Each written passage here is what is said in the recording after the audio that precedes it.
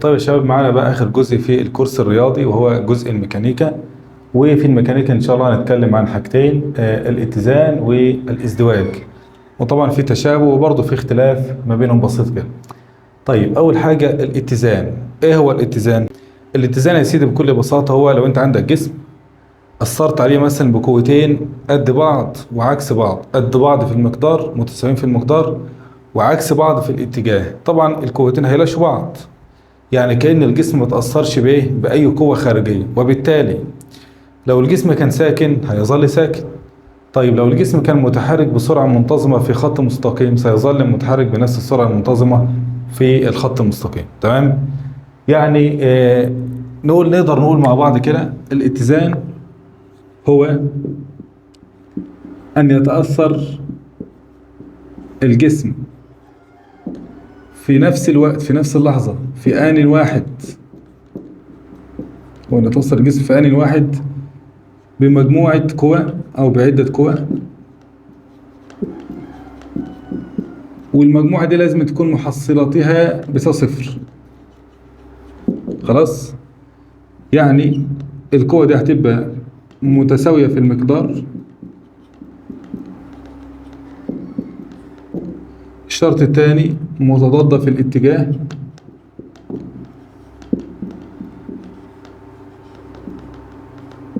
الشرط الثالث بقى وده مهم بقى، لازم يكون كل قوتين قصاد بعض بالظبط، يعني على نفس خط العمل، على استقامة واحدة، أهم لهما خط عمل واحد، أو نقدر نقول على استقامة واحدة. على استقامة يا أولاد واحدة. طيب مثال بكل بساطة كده، يبقى أنت بص، لو نقسم المعلومات كده، أول حاجة هنا كده التعريف. تاني حاجة ممكن ننزل بمثال. احنا مثلا بسم الله عندنا جسم اهو، ماشي، صندوق مثلا. الجسم ده لو احنا أثرنا عليه بقوة من هنا كده، كان مثلا القوة اف مثلا وليكن ب100 نيوتن، وأثرنا عليه برضو في الجانب المعاكس برضو بقوة برضو 100 نيوتن. خلاص، خد بالك القوتين قد بعضهم.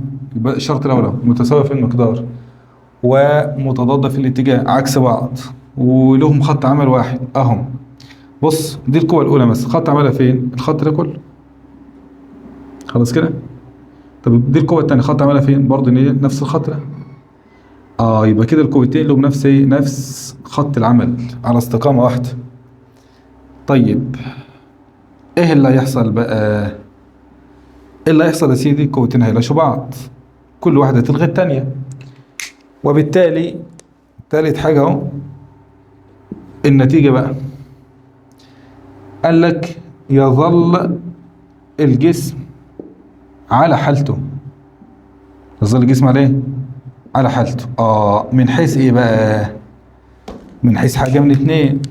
اول حاجة من حيث السكون، يعني لو كان الجسم ساكن يظل ساكن. خلاص، ما القوتين لاشوا بعض.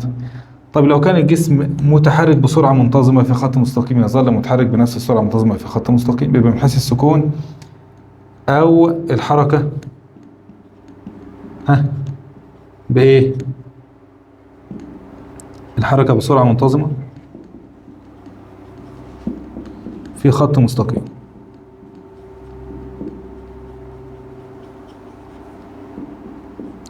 فأنت بص بقى، لو أنت مثلا سايق العربية تمام كده، وماشي مثلا بسرعة 50 كيلومتر في الساعة، والمؤشر بتاع السرعة واقف عند 50 كيلومتر على الساعة طول ما انت ماشي، ده معناه ايه؟ معناه ان العربية كده متزنة، لانك ماشي بسرعة منتظمة في خط ايه؟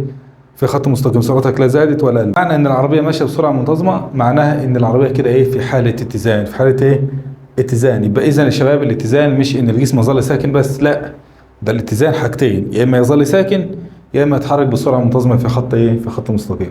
يبقى ده كده اول جزئية معانا في الميكانيكا وهي الاتزان. طيب بسم الله، الجزئية الثانية بقى الازدواج. الازدواج وفي تشابه ما بين الاتزان كده. بص يا سيدي، ده جسم مثلا اهو، احنا اثرنا عليه القوة من هنا كده، واثرنا عليه بقوه من هنا كده برضه. قوتين يكونوا قد بعض وبرضه عكس بعض، دي هتحركوا لقدام دي هتحركوا لورا، خد بالك اهو. قوتين قد بعض في المقدار وعكس بعض في الايه، في الاتجاه، بس ما لهمش خط عمل واحد، مش على استقامه واحده. القوه دي خط عملها هنا والقوه دي خط عملها هنا، مش قصاد بعض، مش قصاد بعض في النص كده، لا. على ليس لهم خط عمل واحد. ايه اللي يحصل بقى؟ يؤدي ذلك الى دوران الجسم. خلاص. يبقى دلوقتي نقدر نقول الازدواج هو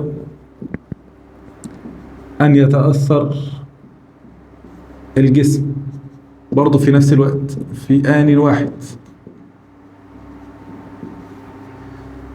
بقوتين. مالهم بقى؟ ركز معي. أول حاجة القوتين دول يكونوا متساويتين في المقدار، وهي كمان متضادتين في الاتجاه،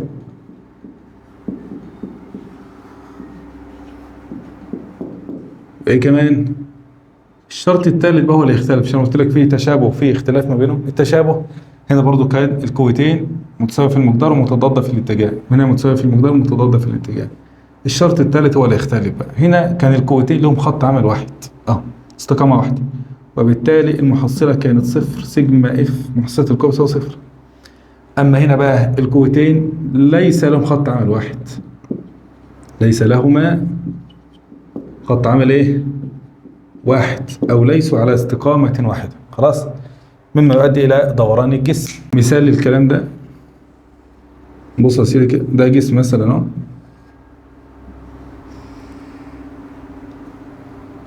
ماشي. احنا جينا أثرنا عليه بقوة من هنا كده،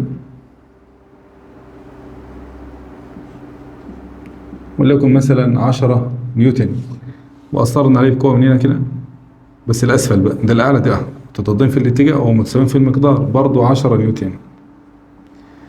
إيه اللي هيحصل؟ الجسم هيدور في هذا الاتجاه. خلاص كده؟ يبقى النتيجة مما يؤدي ذلك إلى دوران الجسم.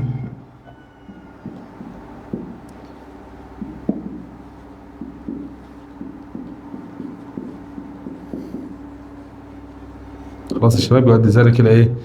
إلى دوران الجسم. يبقى أنت برضه في الاتزان كده، أول حاجة خدتها التعريف، تاني حاجة خدت مثال عليها بالأرقام، خلاص كده. تالت حاجة الإيه؟ النتيجة. كده يا شباب بفضل الله نكون انتهينا من الكورس الرياضي. هندخل بقى ان شاء الله في الفيديو الجاي في الكورس الفيزيائي بقى، ناخد برضه كورس الفيزيائي برضه المواضيع بتاعته بشيء من التفصيل. ربنا يوفقكم ان شاء الله، شد حيلكم، السلام عليكم.